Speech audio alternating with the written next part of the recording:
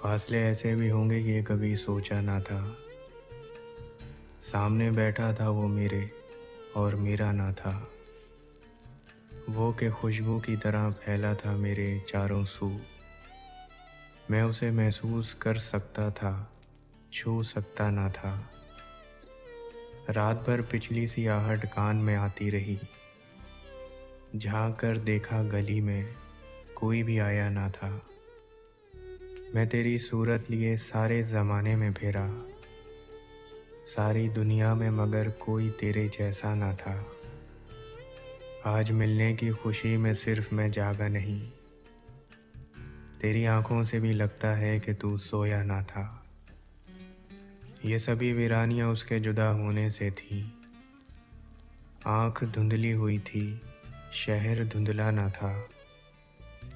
सैकड़ों तूफान लफ्ज़ों में दबे थे ज़ेरे लब। एक पत्थर था खामोशी का कि जो हटता ना था। याद करके और भी तकलीफ होती थी अदीम। भूल जाने के सिवा अब कोई भी चारा ना था।